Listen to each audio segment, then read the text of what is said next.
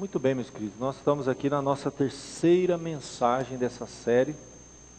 É uma série que tem um objetivo, tem um propósito: ajudar a nossa igreja a acordar, despertar, a compreender o propósito de Deus para a nossa cidade, né? Eu já fiz tantas vezes a nossa introdução, não quero ser repetitivo, mas nós estamos nos inspirando na palavra de Deus, que fala muito sobre a identidade das cidades e o propósito de Deus para com várias cidades, salvando, intercedendo pela cidade, agindo na cidade. Vocês se lembram que Jesus andava de cidade em cidade, levando o evangelho. É interessante como a Bíblia nos fala da igreja, a igreja inserida dentro de uma cidade, transformando. Até interessante que a gente abre, por exemplo, as cartas, e você vai ver a quem são direcionadas as cartas. Aos coríntios, que ficavam na cidade de Corinto. Aos filipenses, que ficavam na cidade de Filipenses. Você tem, por exemplo, a carta, os gálatas, ficaram na cidade de Gálatas. Então, cada carta era dirigida àquela cidade, às igrejas que estavam naquela região. Então, é muito interessante como que cidade, né, é realmente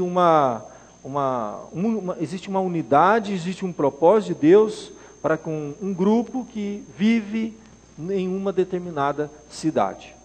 Quando nós falamos a cidade de Deus, cidade dos homens, é apenas uma maneira de abordar o assunto, não é verdade?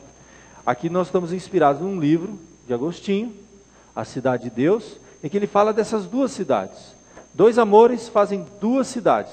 Uma é terrestre, obra do amor de si até o desprezo de Deus.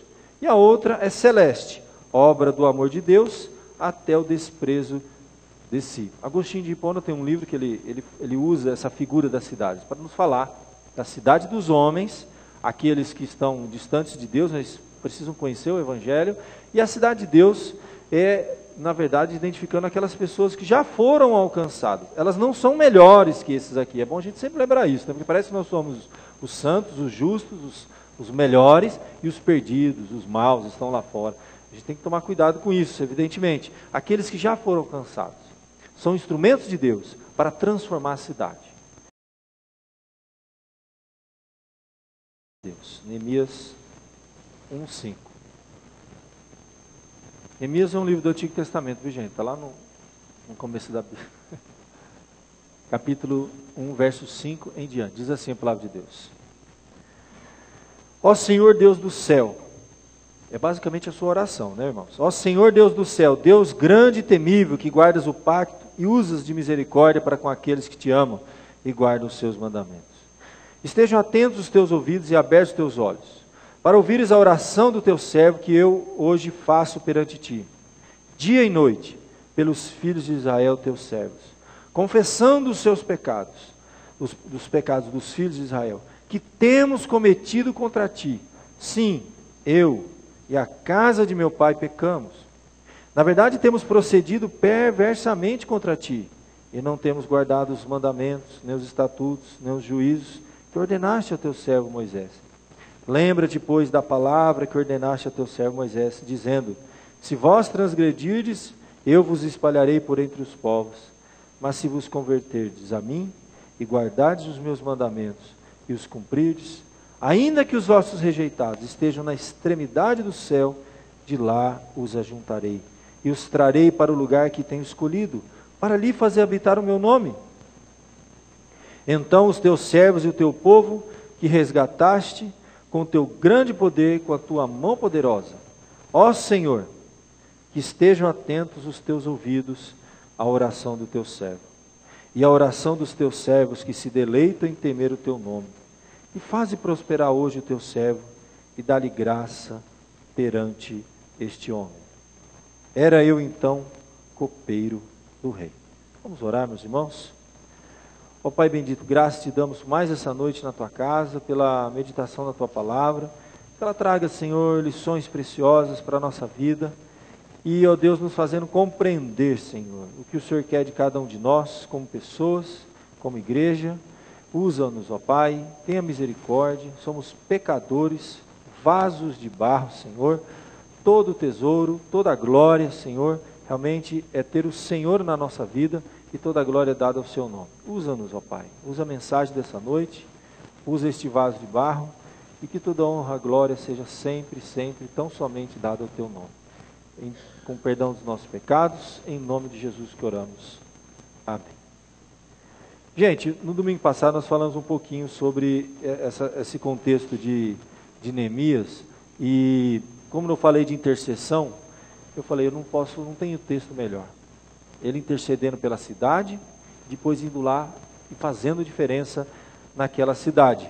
Se nós queremos fazer alguma coisa de diferente, sermos usados por Deus como indivíduos, igreja, comunidade, não há dúvida, meus irmãos, muita oração. Muito mais do que temos orado. Nossa reunião de quinta-feira aqui é um grupo tão pequeno. A gente pensa, puxa vida, né? É tão pouco tempo, das 7h30 às 8h30. Buscar a presença de Deus, interceder pela nossa cidade, interceder pelas pessoas que estão carecendo de uma graça especial. A questão da oração é um desafio muito grande, gente, que nós vamos ter sempre. A prática da oração. Oração é comunhão. Oração é vida com Deus, é andar ao lado de Deus o tempo todo. Né? Quem ora, qualquer um pode orar, gente. O pecador ora. Você tem que orar em todos os momentos. Você tem que orar quando você está muito bem, quando você não está bem, quando você está triste, quando você está alegre. A Bíblia nos exorta a orar em todo o tempo. A gente não ora só em alguns momentos específicos da nossa vida. Oração é algo que tem que ser um hábito, uma constância na nossa vida. Tem momento que eu não tenho vontade de orar. Estou com raiva, estou irado. Muito bem, coloca a sua ira diante de Deus. Você tem salmos que ele fala sobre a ira. Acendeu-me um fogo, aí ele ora e fala diante de Deus, que ele está com uma raiva, está com ódio. Ele contava para Deus, abriu o coração dele. Momentos de profunda tristeza e depressão, eles oravam. E colocava, a Bíblia diz, lançai diante dele as vossas ansiedades, que ele tem que cuidar de vós. Tudo aquilo que incomoda. Você tem motivos, queixas, coloque diante de Deus. Você tem gratidão, coloque diante de Deus. Tudo que nós temos na nossa vida, no nosso coração, deve ser colocado diante de Deus. E quando nós falamos de intercessão, gente, já está fazendo aí uma coisa interessante, né? Especificamente, você orar um pouco, deixar de olhar um pouquinho para si, para suas necessidades, temos muitas, e temos que estar sempre colocando diante de Deus, claro. Mas começar a olhar para o outro. A prática da intercessão é um exercício na nossa vida de parar de pensar um pouco em nós, em nossos problemas, nossas causas, nossas queixas, e orar pelo outro. E quem sabe aquele outro que não pode, ou não sabe, ou não tem condição alguma de orar. Pode ser uma pessoa dentro da igreja que não está em condições de orar. Por isso que a Bíblia diz que nós devemos orar uns pelos outros. Há momentos que eu não tenho condições de orar, eu peço, ore por mim. Os apóstolos, gente, falavam isso. Orai por nós. Porque eles precisavam de intercessão. Todos nós precisamos de pessoas intercedendo por nós. Agora, imagina uma cidade em que a grande maioria das pessoas não sabem orar. Não sabem nem como fazer oração. Nem podem orar porque eles não conhecem a Deus. Então, nós, meus irmãos, somos uma raça de sacerdotes no mundo. Esse é o conceito bíblico. Raça eleita, sacerdócio real, a fim de proclamar as virtudes daquele que vos chamou das trevas para a maravilhosa luz. Nós somos chamados como sacerdotes de Deus para interceder pelo mundo, pela nossa cidade. Então existe um ministério na igreja que cada um de nós temos, e somos muito negligentes, começar de mim, de interceder por aquelas pessoas que ainda não conhecem, ainda não foram alcançadas, que são tão pecadoras como nós, e da onde nós estávamos. Eu gosto dessa passagem, diz assim, que ele fala assim, que ele nos chamou, né? Nós somos nação santa, sacerdócio real, a fim de proclamar as virtudes daquele que nos chamou das trevas. Gente, quando a gente olha para uma cidade e vê as pessoas nas trevas da ignorância, da cegueira espiritual, distante de Deus, nós temos que lembrar, a grande maioria de nós aqui, mesmo aqueles que nasceram dentro da igreja, ou seu pai se converteu de você. Nós, ou os nossos antecessores, nossos pais, nossos avós, estávamos lá nas trevas. E alguém intercedeu por nós. E alguém foi usado para nos alcançar. E trazer luz enquanto nós estávamos nas trevas. Então, vamos a gente pensar bem, a igreja tem um grande ministério de intercessão. Somos sacerdotes de Deus. Nesse sentido, com todo respeito dos queridos irmãos católicos, né, que a gente pode até chamar assim, não sei, tem gente que não gosta, os amigos. Dentro do sistema, por exemplo, católico romano, que é muito forte no nosso país, você tem uma casta de leigos e uma casta de sacerdotes. Mas o conceito bíblico, quando Jesus veio, tá, e o Evangelho, ele trouxe sim uma nova dimensão para o nosso relacionamento com Deus, e trouxe, até os vossos filhos, vossas crianças profetizarão. Existe um conceito bíblico, sacerdócio de todos os santos, risca santo para você não ficar confuso, filhos de Deus. O conceito bíblico evangélico, eu, pastor, não sou mais sacerdote do que aquela criança que veio aqui, sentou aqui, entendeu? E oramos juntos. Não existe uma casta dentro da igreja de sacerdote. O conceito é que todos somos chamados para sermos sacerdotes. Sacerdote é aquele que, em nome de Deus, proclama, intercede, intermedia. Nós somos mediadores nesse sentido. No momento em que nós levamos o amor de Deus àquelas pessoas que ainda não foram alcançadas, que estão no lugar onde nós estávamos antes. A visão sempre é essa. Então, nesse sentido, meus queridos, não há uma casta. Todos nós somos chamados para ser sacerdote. A menor criança de uma igreja, o idoso, o pastor, o presbítero, o diácono, que é oficial, o músico, todos somos usados. Por isso que nós temos um conceito de dons espirituais. Cada um recebeu dons, são diferentes, mas o Espírito é o mesmo. Não existe superioridade. Existem funções diferentes, evidentemente, e responsabilidades diferentes. Você tem num departamento um grupo de pessoas que deve ter um líder lá. Então, enquanto ele estiver naquele cargo de liderança, eu devo de alguma maneira corresponder àquele líder. E ele tem suas responsabilidades, seus deveres. E quanto mais privilégio a pessoa tem, nesse contexto, mais responsabilidade ainda. Aqui muito dá, muito será cobrado. Isso é bíblico. Então aqui, meus irmãos, estamos todos iguais. Somos sacerdotes de Deus. Somos chamados para interceder por aqueles que estão onde nós estávamos, nas trevas. Nesse sentido, quando eu olho para essa passagem aqui de Neemias, eu sou muito tocado pelo que estava acontecendo ali com Neemias. Lembrando rapidamente, gente, porque eu já falei na semana passada, um pouquinho sobre a vida de Neemias, os irmãos devem se lembrar, né? O que foi que aconteceu? Rapidamente aqui, o povo de Deus estava sob domínio estrangeiro, babilônicos, primeiramente, invadiram Jerusalém, levaram cativos os moradores daquela cidade, destruíram tudo, derrubaram o muro, tacaram fogo, acabaram com a cidade, levaram as pessoas como escravas. Depois as forças dos medos e dos persas tomaram, vamos assim, guerrearam contra os babilônicos, e eles passaram então a assumir e ter poder e domínio sobre tudo aquilo. Eles estavam nesse momento de Neemias sob as forças dos medos e dos persas. Nesse período Neemias, de Neemias, o rei era Artaxerxes. Isso foi por volta do ano 465 a.C. Muito bem. O que foi que estava acontecendo? Neemias era copeiro do rei. Lembrando que quando uma nação vinha e dominava outra, escravizava todo mundo, ela pegava aquelas pessoas que se destacavam, e eles não matavam. Pelo contrário, eles usavam aquelas pessoas que tinham dons, talentos, conhecimentos. No caso, é interessante até, Neemias devia ser uma pessoa destacada. Ele devia ter dons, talentos, conhecimento, porque Artaxerxes, interessante, devia ser uma pessoa confiável, tá? Que inspirava confiança. Ele foi nomeado, mesmo sendo um estrangeiro, foi nomeado um tipo de um primeiro-ministro e mestre de cerimônia. Era alguém muito íntimo do rei, comentei bastante semana passada, vou resumir rapidamente. Muito íntimo do rei, e que ele cuidava de tudo que acontecia em torno da vida do rei, das cerimônias. Era um primeiro-ministro e um tipo de um conselheiro.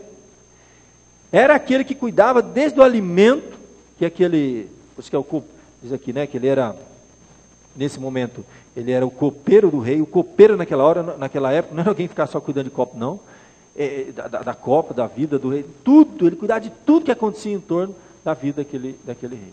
Ele não bebia nada sem antes passar para aquela pessoa. Devia ser uma pessoa de extrema confiança em que o rei dava ouvidos. Nesse período que ele era um tipo de um primeiro-ministro, de grande influência, ele foi impactado pela notícia da situação caótica em que estava a sua cidade. Ele estava ali com uma pessoa de grandes talentos, grandes privilégios. Comentei e apliquei para os irmãos. É como se hoje alguém, imagina você sendo nomeado para ser conselheiro. Qual que é o país mais poderoso do nosso mundo hoje? Um dos mais poderosos, Estados Unidos, né? Você ser chamado para ser conselheiro Barack Obama. Vivia lá na Casa Branca, green card, aposentadoria garantida, tudo bom do melhor, tranquilão. E você fica sabendo que o Brasil está um caos. Você volta para cá? Muita gente que vai não volta, né? Está um caos lá no nosso país. O Brasil está um caos, está todo mundo... Foi tudo destruído, o povo lá está sofrendo. E você é um conselheiro de Barack Obama. E vamos dizer que Barack Obama tem poder, e de certa forma tem um pouco, né? De mudar a realidade, tá? Da sua cidade de origem. Ficou sabendo que São Carlos está um caos. Você sairia daquele lugar tão privilegiado para ir até aquela cidade, fazer diferença naquela cidade. Foi isso que aconteceu com Neemias. Quando ele teve notícia da situação caótica, a Bíblia diz que ele chorou muito. Primeiro foi aquela compaixão, ele lamentou muito, ele falou assim, eu preciso fazer alguma coisa. E a Bíblia vai dizer que ele orou bastante, se colocou nas mãos de Deus. Esse servo, que era alguém muito destacado, que estava numa situação de grande responsabilidade, grandes privilégios também, conselheiro do homem mais poderoso na época, estava naquele momento em Suzã, que era uma residência de inverno dos reis da Pérsia. Ele se comoveu com aquilo, e a Bíblia diz que depois dele chorar, dele lamentar a situação caótica, a Bíblia diz que tendo ouvido as palavras, né, quando disseram para ele que a cidade estava toda destruída, ele se assentou, chorou, lamentou por alguns dias e continuou a jejuar e orar perante o Deus do céu. Depois ele vai ter uma série de ações estratégicas com visão, a visão tendo compaixão das pessoas, se preparando para agir. Ele usou da sabedoria, de todos os conhecimentos que Deus lhe deu para alcançar realmente aquela cidade. Mas ele fez uma oração. E é nessa oração que eu quero compartilhar com vocês algumas coisas preciosas. Quando ele começa dizendo, ó Senhor Deus do céu, grande e temível, que guardes o pacto, suas misericórdias para com aqueles que te amam e guardem os teus mandamentos, esteja atentos os ouvidos e abertos os teus olhos para ouvir a oração do teu servo que faço hoje perante ti dia e noite pelos filhos de Israel. Então, evidente, como toda ação, ele coloca Deus em primeiro lugar, ele glorifica a Deus, esse Deus que é grande, que é temível, que é um Deus que guarda o pacto e que é um Deus de misericórdia. A nossa oração sempre começa dirigindo a Deus. Não é o foco agora que eu vou trabalhar, mas lembrando essa primeira parte que é importante. Ele glorifica a Deus, ele exalta o nome de Deus, ele reconhece que ele é o Senhor. É Deus que está no controle de tudo, ele depende totalmente de Deus. Mas depois ele vai colocar diante de Deus alguns pedidos. O primeiro pedido que ele coloca, que mexe muito comigo, é uma oração pela cidade. Ele tem uma postura que eu acho muito interessante, eu chamo aqui de honestidade, tá? Consigo mesmo, diante de Deus. Porque eu creio que quando você para e pensa em oração, principalmente de intercessão, nós temos alguns exemplos na Bíblia muito fortes. Você tem um exemplo em que duas pessoas entraram no templo para orar. Você se lembra? O fariseu e o publicano. Um se exaltava. Graças te dou, porque eu sou muito bom. Em outras palavras, foi o que ele disse. Sou dizimista, né? Eu não sou adúltero, eu não sou pecador, eu não faço isso, olha, eu dou o dízimo, eu jejuo, eu oro, eu isso, graças a Deus que eu sou muito bom. E ainda apontou para o publicano, eu não sou igual aquele ali, ó, aquele ali, Deus me livre, pecador. E o pecador batia no peito, na sua oração, e o que ele falava? Tem misericórdia de mim, pecador. Gente, são duas orações, de duas pessoas, feitas no mesmo momento, na mesma igreja, diante de Deus. A Bíblia diz que aquele que bateu no peito foi para casa justificado. Ou seja, Deus ouviu a oração dele. E do outro, ó, a Bíblia diz que ele orava de si para si mesmo. A oração nem chegou a Deus. Gente, isso é uma coisa impressionante. Depois Jesus vai dizer assim, porque todo que se exalta será humilhado, que se humilha será exaltado, né? Essa questão da honestidade, eu tenho para mim, e eu acho importante a gente pensar nisso, que quando nós, como igreja, como povo de Deus, que já conhecemos a palavra, que já conseguimos acertar algumas coisinhas na nossa vida, não tudo, nós nos colocamos como intercessores, e como aquelas pessoas que querem levar o Evangelho para aqueles que estão onde nós estávamos, numa situação um pouco mais difícil. É muito fácil a gente cair nas malhas, nesse grave erro de ter uma postura. E olha, gente, vou falar a verdade para você. Eu, antes de ser evangélico, minha vida, estou chegando quase perto dos 40 aí, né? 20 não cristão e 20 de cristão. Os primeiros 20 anos, olha, a grande maioria das vezes que eu fui abordado por alguém que queria me compartilhar o Evangelho, gente, era a sensação mais horrível do mundo. Eu era um miserável, um verme, e aquela pessoa era um santo que estava acima. A gente toma muito cuidado de não cair. Primeira coisa, aquela postura dos donos da verdade. Agora eu vou falar. Aqui, palavra de Deus. Você senta, escuta, você não sabe nada. É muito fácil a gente cair nessa postura dos donos da verdade. Quando a gente pensa em compartilhar, é muito fácil. A gente falar com aquela autoridade, e a autoridade não está às vezes nem na palavra de Deus, está na gente, está na nossa que não vamos falar. Nós somos os donos da verdade. Muitas vezes a nossa abordagem, ela tem um ar de superioridade. Gente, não tem coisa mais, assim, inútil do que pregar o Evangelho, ou se dirigir para com as pessoas com esse tom, com esse ar de superioridade. Eles são tudo um bando de pecador e eu sou justo. E eu vim trazer aqui o Evangelho. Se arrepende, senão vai para o inferno. Eu estou no céu. Gente, esse tom, esse ar de superioridade, isso fecha o coração da pessoa, fecha a porta para a gente. A gente não... Observe, é muito provável que pessoas que você vem falando o Evangelho há décadas, é possível que você esteja tendo, eu já tive experiência de sentir isso, de eu estar pregando uma pessoa e eu percebi, olha, eu estou tendo um ar de superioridade, eu nunca vou chegar no coração dessa pessoa. É possível que você esteja tendo uma postura de superioridade. Eu sou justo, eu vou na igreja, eu entrego meus dízimos, eu jejuo, eu isso, eu aquilo, e sem perceber, as nossas orações pelas pessoas, isso vai se revelando até nas nossas orações. Contei a história do fariseu publicano. A oração do fariseu revelava o que estava no coração dele, a postura dele, o ar de superioridade. Isso já começa a revelar a nossa oração. Isso é um problema sério, gente. Sério, grave, esse sentimento e ar de superioridade. Corremos o risco de sermos os justos que estamos levando salvação para os pecadores. E nos esquecemos daquela passagem que eu acabei de ler, sacerdócio real, nação santa, sim, a fim de proclamar as virtudes de quem? De quem nos chamou das trevas. Você com esse versículo ele já coloca a gente no devido lugar, né? Uma nação santa, nossa, nós somos bons, né? Então vamos proclamar as virtudes nossa igreja, nossa vida. Não, as virtudes daquele que vos chamou das trevas para a sua luz. Olha que coisa interessante. As virtudes daquele que nos chamou das trevas para a luz. Nós estávamos lá.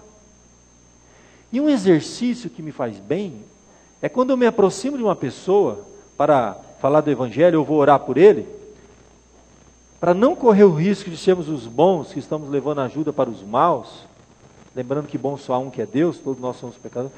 Gente, a gente tem que lembrar que nós viemos de lá. Nós estaríamos lá se não fosse a graça, a misericórdia e a soberania de Deus. A graça irresistível, porque eu resisti. Mas como a graça de Deus resistiu, eu fui alcançado. A soberania de Deus, se pudesse eu fugia, mas não dá para fugir de Deus. Da onde me ausentarei do teu espírito, salmista? Onde que eu vou fugir de Deus? Não dá. Gente, eu só fui alcançado porque Deus é muito misericordioso. Ele é soberano, poderoso, Ele foi atrás de mim e a graça dele é irresistível. Eu não fiz nada. Então, quando eu penso nas pessoas que ainda não foram alcançadas, eu tenho que lembrar, eu vou levar o Evangelho para pessoas que estão onde eu estava. Ah, eu nasci na igreja, você vai dizer. Muitos aqui nasceram na igreja, muito bem. Mas seu pai não. Ah, não, meu pai nasceu, mas o seu avô não. Alguém de vocês não sabe. Isso, principalmente no nosso país, isso não vem mais do que 3, 4 gerações aí, gente. 150 anos que o presbiterianismo do evangelho está aqui no Brasil. É muito pouco tempo, gente. Se você pensar 150 anos, eu tenho um parente da gente que está com quase 100 anos. Tem? Tem parente com 90? Gente, ó, 2 gerações aí, está aí. Não existia igreja evangélica de porta aberta no Brasil há 1 século e meio atrás. Nós somos alcançados por essa mensagem, pela misericórdia de Deus. A gente tem que lembrar disso. Não podemos cair no conceito de donos da verdade, superioridade, levando salvação para os pecadores, os bons levando ajuda para os maus. Olha a oração dele. Olha a oração dele. Eu gosto dessa oração dele. Quando ele vai interceder pela cidade, porque ele intercede pela cidade, ele vai fazer confissão. Olha lá, verso 6. E faço confissão pelos pecados dos filhos de Israel, os quais eles têm cometido. Não é isso que tem? Os quais eles têm cometido. Não é assim? Os quais temos. Gente, conceito básico de sacerdote: se identificar com aquela pessoa que você está intercedendo. Para ser um sacerdote, você tem que se identificar com aquela pessoa que você está intercedendo. De tal modo. Demora isso. Isso é um nível de maturidade espiritual que eu não alcancei ainda, tá? Mas você se assusta quando Moisés se colocou como intercessor de um povo desviado. Ele falou assim, ó: salva esse povo ou então me risca do livro da vida. Era tal a identificação sacerdotal que ele tinha com aquelas pessoas que precisavam da sua intercessão, que ele chegou a fazer essa oração que às vezes a gente não compreende. Você vê isso no apóstolo Paulo quando ele começa a falar dos seus parentes segundo a carne, seus familiares que ainda estavam nas trevas, de onde ele veio, não conheciam ainda o evangelho. Ele disse que ele tinha uma dor a maior dor do apóstolo Paulo, a maior dor dele, a maior tristeza que ele disse, que filho de Deus não tem tristeza, né? Ele tinha uma tristeza, era de ver os seus parentes segundo a carne rejeitando a Cristo e o evangelho. E ele chegava a dizer, se possível fosse, né, ele se anularia para salvá-los. Ou seja, é um conceito ali de identificação tão profundo com aquelas pessoas que estão perdidas, que estão ainda no lugar de onde nós viemos. E quando uma igreja que é chamada para ser sacerdote, ela não compreende esse conceito de identificação, se identificar com aqueles pelos quais nós estamos intercedendo, nós não estamos cumprindo nosso papel sacerdotal. Isso é coisa básica, número 1, quando a gente fala, nós somos sacerdotes sim. Só que aqui, gente, quando ele estava intercedendo, ele podia dizer, eu estou bem aqui, eu estou tranquilo, eu não fiz coisa errada não. Eu estou aqui, olha, eu estou aqui servindo o rei, está tudo bom, green card, Casa Branca, Barack Obama, aposentadoria garantida. Eles que se lascam, não quero saber dessa gente. Mas a identificação, os quais temos cometido, pois ele se identificou, a casa de meu pai, nós temos pecado, temos procedido corruptamente contra ti, não temos. Então, você percebe aqui, a identificação, não há um ar de superioridade. Você acha que Neemias como líder, ele chegou naquela cidade, gente, vocês estão tudo aqui, ó. Eu venho aqui, eu que mando, eu que sou bom, eu sou melhor que vocês, eu sou superior, eu sou o dono da verdade, são tudo pecadores, tudo perdido, olha que vocês estão na miséria aí. Ele desceu, gente, tem que descer, gente. Fala para você, nós temos que descer. Se nós queremos falar e que as pessoas ouçam o que nós estamos falando, como comunidade, igreja, como pessoas, desce, se identifica com pecadores, porque nós somos pecadores. Fala a linguagem deles, identifica-se com a cultura deles, desce no nível deles, somos iguais, olho no olho, nunca de cima para baixo. O tom da nossa voz, as palavras que nós usamos, revelam esse ar de superioridade. Eu durante 20 anos, antes de conhecer o Evangelho, tive várias oportunidades Pessoas tentaram comunicar o evangelho para mim, na escola, amigos que eu conhecia. Era um ar de superioridade, que eu olhava para a cara dele, eu falava, um babaca. Aquilo, gente, fecha o nosso coração. O que esse cara pensa que é? E a gente tem, às vezes, sem perceber, viu, gente? Eu já me vi fazendo isso também. Sem perceber. O tom acusatório. A gente coloca no altar e a pessoa lá está lá embaixo. Isso acabou. A oração dele mostrava isso. Que ele estava se identificando com aquelas pessoas. Ele se considerava um deles. É isso, gente. Conceito de sacerdote, que intercede. Se aproximar da pessoa e falar, eu estaria igual a você, o pior. O pior. Porque eu que conheço o evangelho, erro e falho e continuo falhando. O camarada, porque tem gente que não é crente, então é melhor que a gente. Eu conheço gente que não é cristã, é melhor que eu. Um monte. Então, essa identificação, importantíssima. Honestidade aqui é isso. Não é ser o que eu não sou, é ser o que eu sou. Pecador. A oração dele é assim, ó, nós temos, essa identificação eu acho assim interessante. E essa honestidade na nossa oração, gente, eu vou falar para você, não tem nada que mexa mais com o coração de Deus. Estou dando uma dica aqui, ó, caminho das pedras. Porque honestidade. Curiosamente, não tem nada que irrite, que mais incomode a Deus e feche o coração de Deus para nossas orações, do que essa falta de honestidade, que é o que nós chamamos de hipocrisia. É pensar que Deus não sabe o que está no nosso coração, gente. A Bíblia diz que antes a palavra vinha à boca, Deus já conhece todo. Deus não é como o homem que vê o exterior, Deus vê o coração. Meu irmão, então, honestidade diante de Deus é o que move o coração de Deus. Quer ver? Vocês se lembram da mulher samaritana? Uma mulher de uma vida muito justa, uma vida íntegra, não é verdade? Uma mulher de um homem só, né? Gente, Jesus teceu um elogio para aquela mulher. Ele elogiou o que nela? Que a vida daquela mulher, que teve um monte de homem, gente, a mulher do mundo, a mulher da vida, era mais usada do que sabonete de rodoviária. Você viu o sabonete de rodoviária, né? Gente, a mulher rodou, Jesus olha para ela e elogia ela. Eu fico impressionado com aquele elogio. Eu fico impressionado. Aqui é um exemplo muito forte de edificação dos pecadores, né? A mulher samaritana. Quando, no meio daquela conversa, Jesus disse assim, ó, vai lá, chama o teu marido e vem cá. Vai lá, chama o teu marido e vem cá. E ela respondeu, eu não tenho marido. Eu não tenho marido. Detalhe, ela vivia com uma pessoa, todo mundo sabia, mas se alguém perguntasse para ela, eu vivo com esse homem, mas ele não é meu marido. Aquela honestidade tão transparente assim, ó, tão, que às vezes choca a gente, né? Eu não tenho marido, eu estou vivendo uma vida irregular com esse homem. Eu não tenho marido. Jesus olhou para ela assim, bem disseste, você é uma mulher, gostei de você. É como se Jesus tivesse falado isso para ela. Bem disseste. Porque, ó, realmente você não tem marido mesmo. Detalhe, você já teve 5 maridos. Entendeu?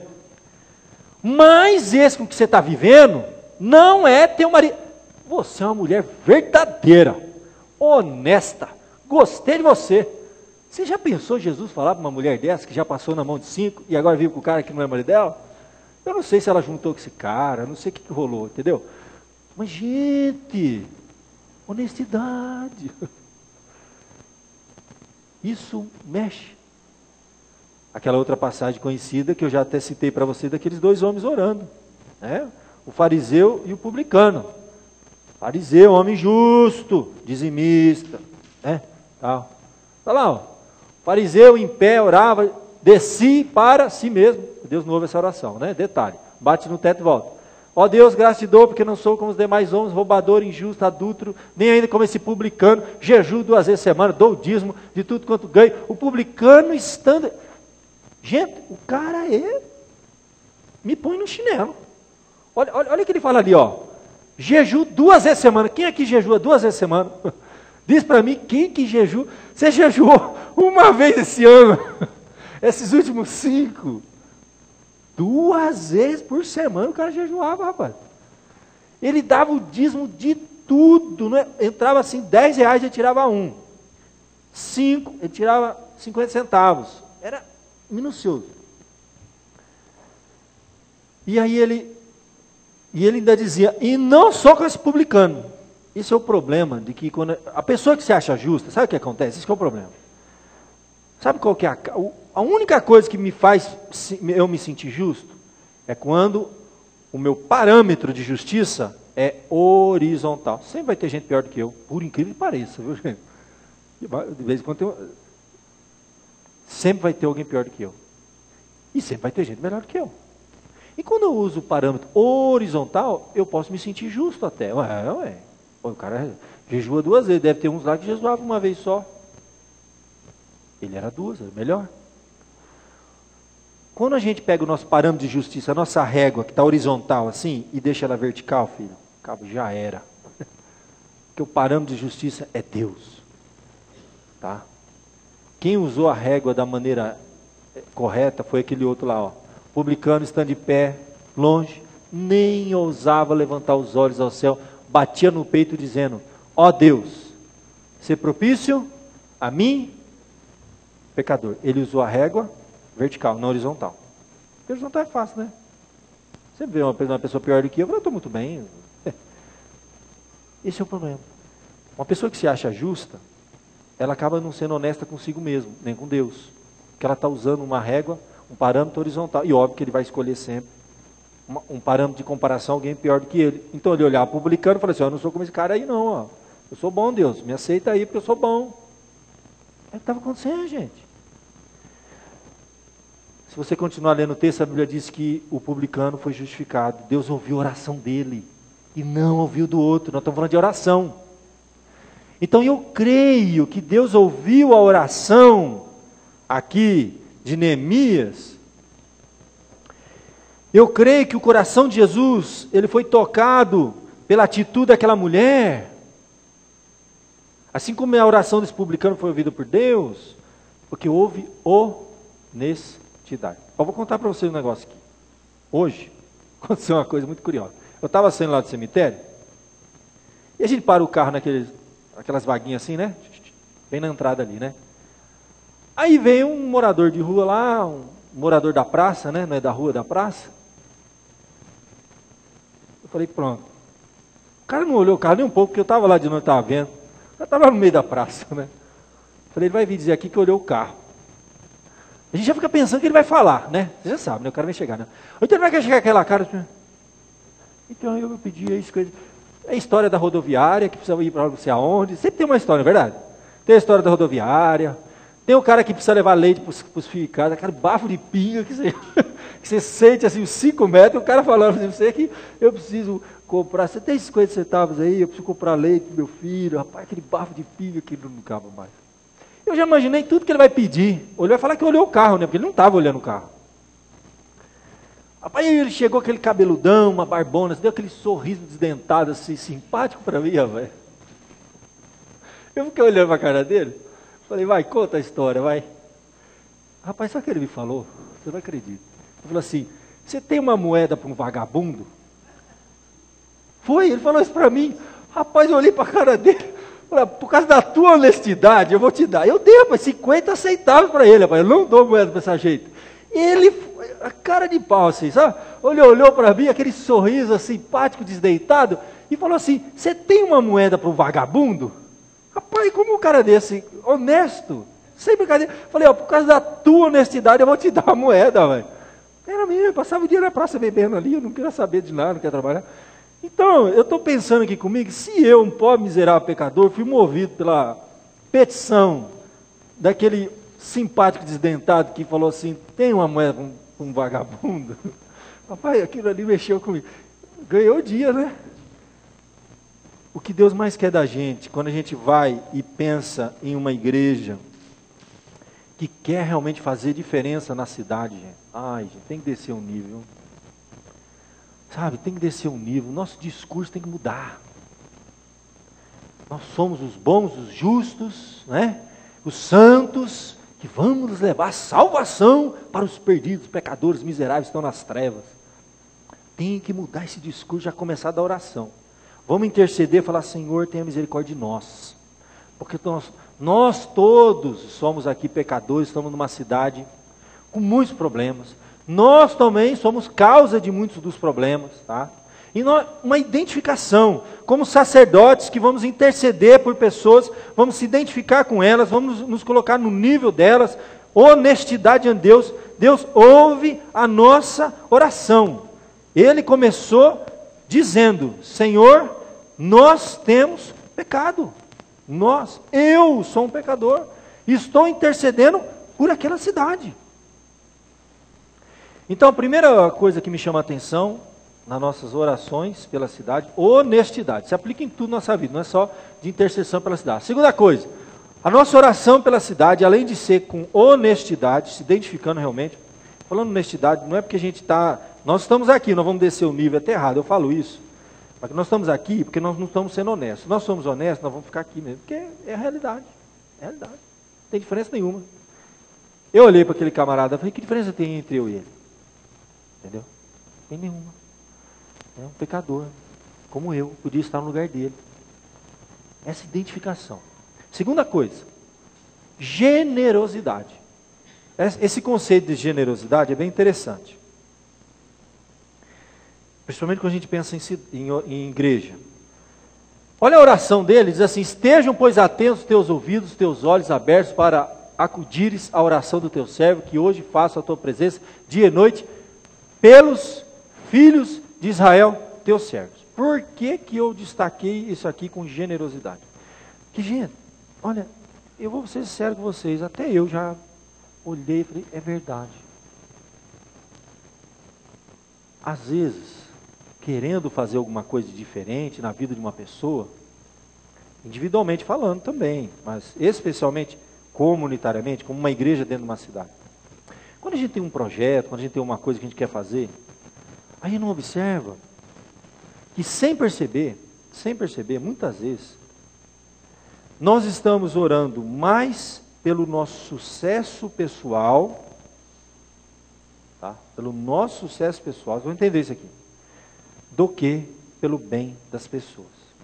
Ó, é mais fácil nós orarmos pelo sucesso dos nossos projetos, nós estamos elaborando para alcançar algumas pessoas, do que pelas pessoas que serão alcançadas pelos nossos projetos.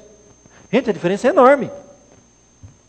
Observe que a oração dele, ele vai falar sobre o projeto dele também, óbvio, no final da oração nós vamos falar. Mas a primeira parte da oração, ele não está orando pelos projetos dele.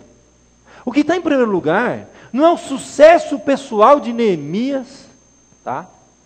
Ao alcançar aquela cidade e transformá-la. A oração de Neemias é de fato pelaquela cidade, pelas pessoas que serão ajudadas. E como igreja, eu me identifico com isso também.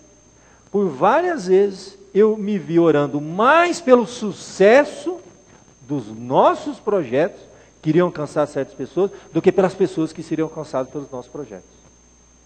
Generosidade, eu usei essa palavra porque, peraí, no fim, gente, eu não estou intercedendo por ninguém. Eu continuo orando por mim mesmo. Eu não estou cumprindo o papel de sacerdote, porque eu só oro por mim. Porque até na hora de ajudar uma pessoa, eu falo, Senhor, me abençoe. Para que a minha palavra seja bem-sucedida. Para que o meu exemplo sirva para ele. Para que a minha ajuda seja relevante. Gente, eu não estou orando para a pessoa. Você percebeu isso, Senhor? Sem a gente perceber, nós oramos mais por nós mesmos, pelos nossos projetos, pelo sucesso pessoal, do que das pessoas que nós queremos alcançar e fazer diferença, que estão realmente precisando da nossa oração. Sem perceber, nós podemos fazer uma oração egoísta. Eu não estou interessado, não vamos falar isso, mas no fundo é assim, estou nem um pouco interessado nas pessoas que vão ser alcançadas. O projeto tem que ser bem sucedido, o negócio tem que dar certo. Sem perceber. Pensando como igreja, e nas nossas orações pela cidade, nós deveríamos olhar pela cidade e de fato ver se nós não estamos orando pelo sucesso pessoal ou pelo bem das pessoas. Pelos projetos da igreja na cidade ou pelo bem da cidade que a igreja está. A diferença é enorme. E é muito fácil a gente cair nisso. Individual e comunitariamente falando. Orar por uma cidade, gente. Quais são realmente as necessidades da cidade? A nossa oração tem compaixão por aquelas pessoas? Está havendo alguma atitude de compaixão por aquelas pessoas? Eu estou interessado realmente no bem daquelas pessoas? Quando eu vou até alguém para ajudar, eu estou realmente interessado naquela pessoa? Ou eu estou preocupado em ser bem sucedido no projeto que eu vou agora fazer? Isso é uma pergunta importante que nós temos que estar sempre fazendo como igreja. E me vem à mente aquele texto de 1 Timóteo capítulo 2, quando nós somos orientados a orar. Não pelo sucesso dos nossos projetos na cidade, mas pelas pessoas que estão na cidade, pelas autoridades na cidade. Você lembra? Olha lá, presta atenção aqui, ó. Antes de tudo, 2 Timóteo 2:1. Antes de tudo, gente. Antes do sucesso da nossa igreja, antes do nosso projeto vão dar certo ou não vão, antes de tudo, pois, exorte que se use a prática de igreja cumprindo o papel sacerdotal na sua cidade. Súplica, oração, intercessão, ações de graças, em favor dos projetos da igreja, para que tudo dê certo e sejamos bem-sucedidos, né? Em favor de todos os homens. O que é isso, gente? Isso é função de sacerdote. Todo filho de Deus, sacerdote, toda igreja é um grupo de sacerdotes dentro de uma cidade, estão intercedendo por todos os homens. É isso. Não pelos projetos da igreja. Percebe que no fundo a gente ora, Senhor, abençoe para que essa igreja cresça. Sem perceber, tudo que uma igreja acaba fazendo é orar por si mesmo, no fim, e não cumprir o papel sacerdote. Abençoe para que encha de gente aqui nesses bancos. É o que a gente quer, né? Eu quero que enche gente. Abençoe para que venha muita gente, Senhor. Dê muita oferta, para a gente fazer muita coisa. Mas no fim, a nossa oração não está sendo em função de todos os homens. Em função de si mesma, da igreja, falando. Ele vai dar uma lista, olha, uma sugestão, ora pelo rei. Naquela época eram reis, hoje não tem rei, não estou num país que tenha rei. E de todos que se acham investidos de autoridade. Orar pela cidade, gente, para quê? Para que vivamos vida tranquila, mansa, com toda piedade e respeito, porque isso é bom e aceitável diante de Deus, nosso Salvador, o qual deseja que todos os homens sejam salvos e cheguem ao pleno conhecimento da verdade. Você nunca vê a Bíblia em nenhum momento focando o sucesso do empreendedorismo eclesiástico numa cidade. Você sempre vai ver, nós somos exortados a orar pelas pessoas, pelo bem das pessoas, de todos os homens. Ricos e pobres, brancos e negros, todos. De todas as raças, tribos, não é assim que a Bíblia fala? Todos os homens. Esse é o nosso papel sacerdotal. Uma oração tem que ser com honestidade, se identificando com aquelas pessoas, com generosidade, tem que ser por elas primeiramente. Não pelos Vamos orar pelos nossos projetos, mas primeiro por elas, para o bem delas. Se temos realmente, isso é uma pergunta que a gente tem que sempre fazer. Isso é bom e aceitável diante de Deus, esse tipo de oração. Ele aceita, Ele ouve, gente. Eu quero mudar meu foco de oração. Senhor, me mostra as pessoas nessa cidade que o Senhor quer realmente, eu quero orar por elas, eu quero o bem delas, eu quero transformação na vida dessa pessoa, eu queria ser um instrumento de bênção na vida daquela pessoa, eu queria fazer o bem, para orar por aquela pessoa. Nós temos que pensar e repensar nas nossas orações, com honestidade, com generosidade e por último, meus irmãos, para encerrar, com objetividade. Esse é um outro problema. É outro problema. Aí vem, o foco volta um pouquinho para a gente. O que nós vamos fazer? Gente, nós temos orações assim muito, né, genérica. Oração genérica não funciona, gente. Um remédio genérico não tem. Oração genérica não funciona. Uma criança, uma motivação do coração, maravilha. Uma criança até pode fazer oração genérica. Eu creio que Deus até escuta, mas um adulto não pode. Eu me lembro das primeiras orações que meus filhos fizeram, com o normal. Senhor, abençoe todas as pessoas do mundo. Meu irmão, uma criança. Agora, gente, quando um adulto não tem condição de ter um objetivo na oração, está orando por o quê? Não sabe das necessidades específicas das pessoas? Ou, de fato, ele tem algo assim pontual que ele quer fazer diferença na vida da pessoa? Aí sim, vamos orar pelos nossos projetos, não é errado. O fato de nós sermos honestos, identificar, sermos generosos, interceder pelo bem das pessoas, não anula, que acaba batendo um pouquinho do que eu falei semana passada, eu tenho que ter um objetivo.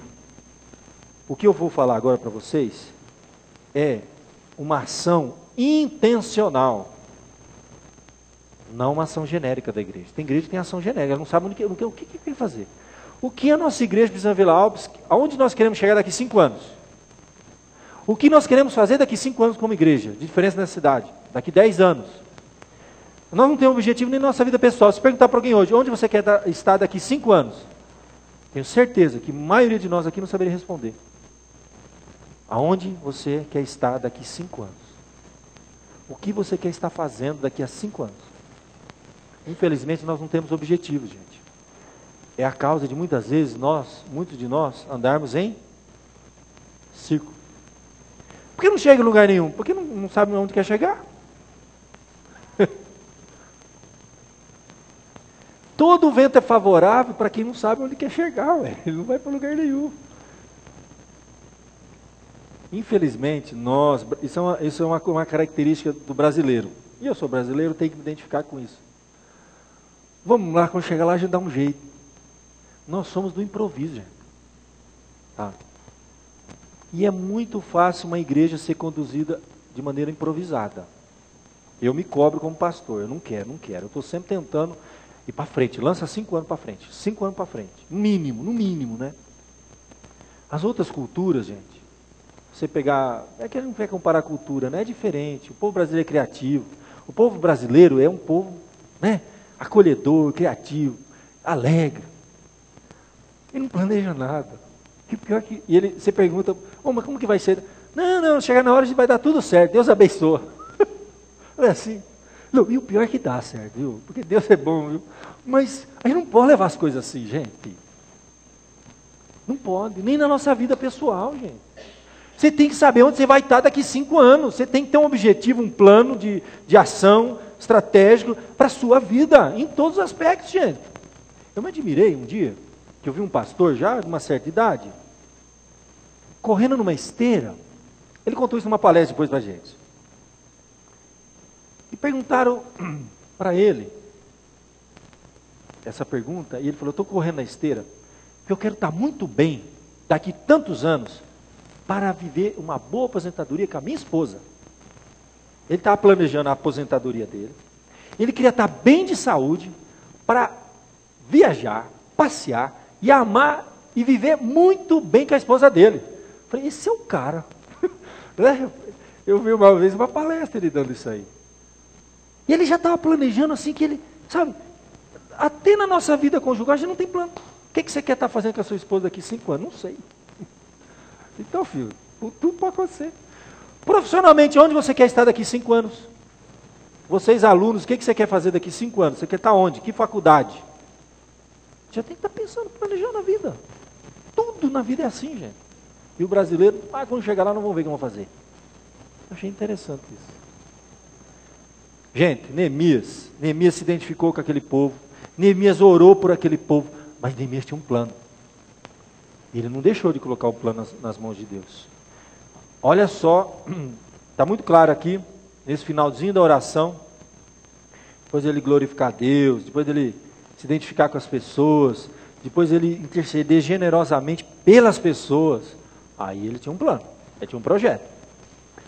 Senhor, esteja atento aos teus ouvidos, a oração do teu servo, e a dos teus servos se agrade temer o teu nome, concede, aí não é pecado, você orar, que seja bem sucedido hoje o teu servo. E ele tinha uma oração muito objetiva que ele queria, Senhor, eu estou indo falar com o rei Artaxerxes, e ele fala o quê? Me dá mercê perante este homem. Que oração assim, pontual. Ele pediu só uma coisa. Ele já tinha tudo preparado. Ele já tinha uma listinha do seu planejamento, do que ele ia pedir para aquele rei.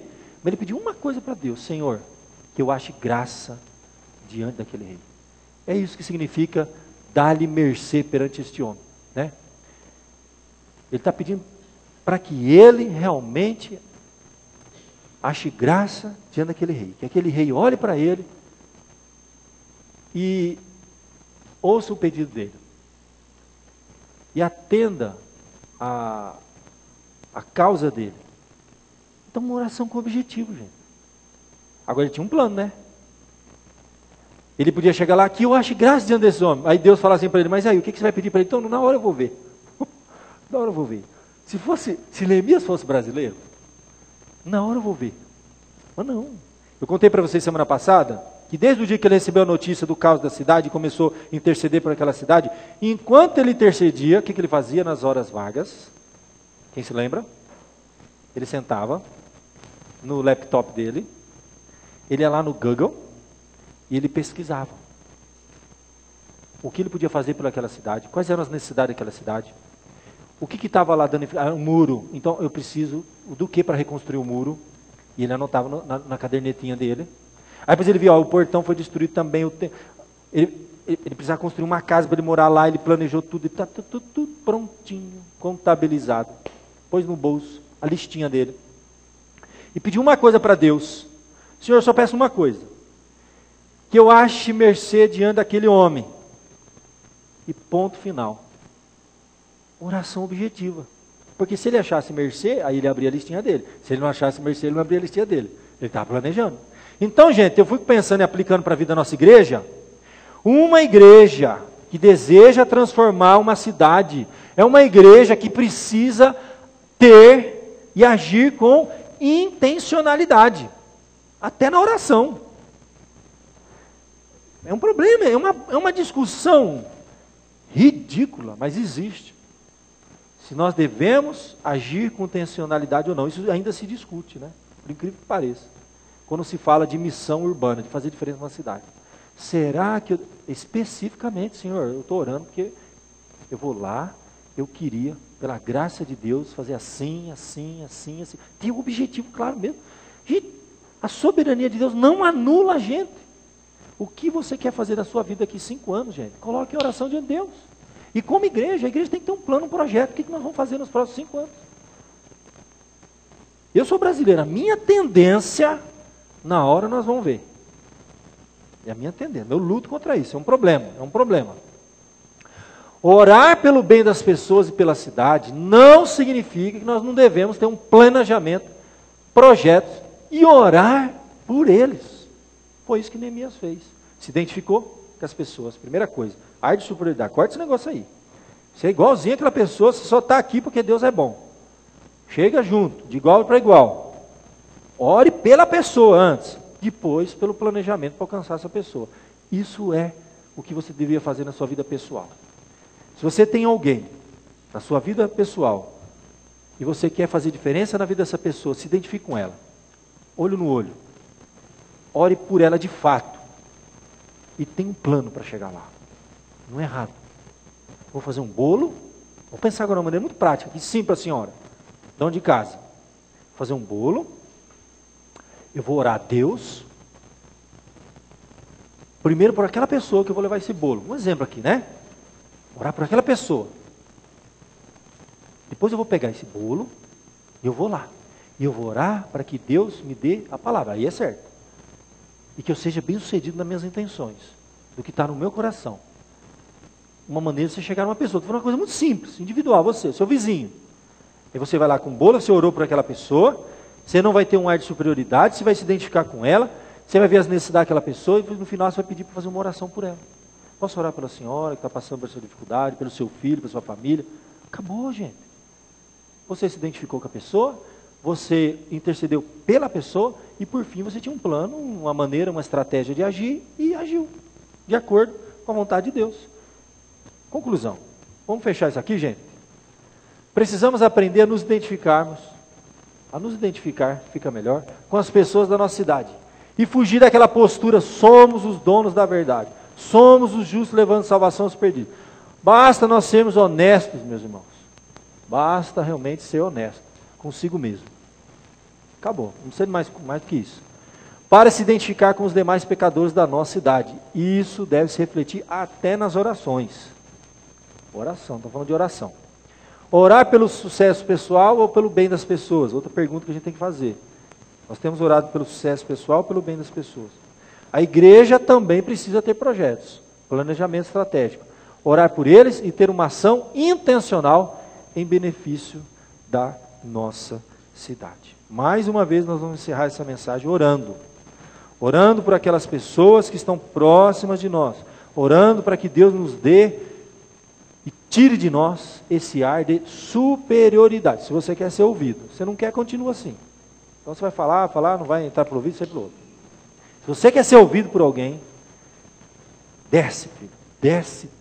Desce. Se possível, abaixo dessa pessoa.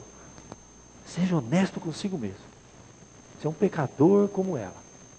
Compaixão. Interceda pela pessoa. E depois tenha um planejamento para chegar nela. Não é errado. Às vezes tem um membro da sua família que você queria tanto que ouvisse o evangelho. Será que você não tem chegado sempre com o dedinho assim, ó? Você está no pecado, desgraçado, né? Agora vai falar do amor de Deus para ele. Deus te ama, vai. Já era, meu irmão. Se identifica. Chega junto. Nós estamos juntos nesse barco. Quero orar por você. Eu sou como você. Eu fui tirado das trevas e estou na luz, filho. Mas eu fui tirado das trevas. Eu quero que você venha comigo. E chama a pessoa junto. A diferença é enorme. E tem um plano para Deus te usar. Vamos orar? Você já sabe por quem você vai orar? Você deve saber. Então vamos fechar os nossos olhos. Vamos falar com o nosso Deus. Coloque diante de Deus a sua vida, gente. Você tem alguma pessoa que você quer realmente ser usado por Deus para abençoar a vida daquela pessoa? Pensa. E se identifique com essa pessoa. Interceda pelo bem dessa pessoa. E depois, pedindo discernimento, sabedoria a Deus, orientação, para você saber como chegar nessa pessoa. Quem sabe é um membro da sua família que está distante de Deus. Quem sabe é um vizinho que você já tentou tantas vezes. Quem sabe é uma pessoa que você vem falando o evangelho há anos. Eu sei que tem um tempo de Deus, o Espírito Santo que age, mas será que não tem havido um ar de superioridade, de um tom acusatório, que não leva a nada? Que Deus nos ajude e nos use. Vamos orar. Ó Pai bendito, nós estamos essa noite colocando nossa vida na Tua presença, Senhor. Primeiro queremos ser honestos, ó Pai, com nós mesmos e com o Senhor. Quem somos nós, Senhor? Não somos nada. Um dia desse estávamos lá nas trevas, Senhor, perdidos. Vivíamos, ó Pai, longe do Senhor. Não éramos povo de Deus, agora somos povo de Deus. Isso só aconteceu porque o Senhor é bom, misericordioso, soberano e todo-poderoso. E soberanamente o Senhor nos alcançou com uma graça irresistível. E hoje somos chamados para sermos sacerdócio real, nação santa, povo de propriedade exclusiva, a fim de proclamar as virtudes daquele que nos chamou das trevas para a sua maravilhosa luz. Somos sacerdotes, Senhor. Precisamos nos identificar com aquelas pessoas. Não porque devemos descer o nível, porque estamos num nível superior, porque não estamos num nível superior. Basta sermos honestos. Nos identificarmos com os pecadores, porque somos pecadores. Nos identificarmos com aquelas pessoas que estão vivendo uma vida distante de Ti, Senhor, porque nós estávamos até um dia desse. E a qualquer momento podemos voltar, Senhor. Se não for o Senhor nos sustentar com as Tuas mãos, Senhor. Porque a Tua palavra nos diz que aquele que vem a mim de maneira uma lançarei fora. Se não fosse o Senhor nos sustentar, já não estaríamos mais aqui hoje na Tua casa. E ajuda-nos, ó Pai, a termos compaixão pelas pessoas Queremos e desejamos primeiramente e de fato, Senhor, o bem das pessoas. Intercedemos pelo bem das pessoas, pelas autoridades da nossa cidade, ó Deus, pelo governo, pela autoridade civil, ó Deus, por todos aqueles que estão investidos de autoridade, Senhor, como diz tua palavra. Intercedemos, Senhor, pela saúde da nossa cidade, pelo sistema de saúde. Intercedemos, ó Pai, pelos as policiais, por todo, ó Deus, o sistema da nossa cidade, Senhor, pela prefeitura, pelo prefeito, pelos governantes aqui, Senhor, pela Câmara da nossa cidade, pelos deputados, pelos vereadores da nossa cidade, Senhor, e também do nosso país, deputados, senadores, presidente. Mas de modo especial temos tratado da nossa cidade, Senhor. Oramos pelas pessoas que vivem, Senhor, estão distantes de Ti, longe da luz, da verdade. Usa, ó Pai, a nossa vida imperfeita e dê, ó Deus, a esta igreja visão, Senhor, planejamento, projetos relevantes, Senhor, evangelísticos, missionários. Queremos orar também, ó Deus, pelos nossos projetos, mas mais pelas pessoas que queremos alcançar do que pelo sucesso dos nossos projetos. Usa a tua igreja, o teu povo, abençoe a liderança dessa igreja, abençoe os departamentos, o louvor, os ministérios, Senhor, o programa de rádio, os ministérios, ó Deus, virtuais, online, internet, Senhor, tantos projetos que essa igreja tem. Se o Senhor não abençoar, ó Pai, tua palavra diz que sem mim nada podemos fazer. Atinge assim essas pessoas, usa a nossa vida, e que toda a honra e que toda a glória, Senhor, seja dada ao teu nome sempre. É o que eu te peço em nome de Jesus. Amém, Senhor.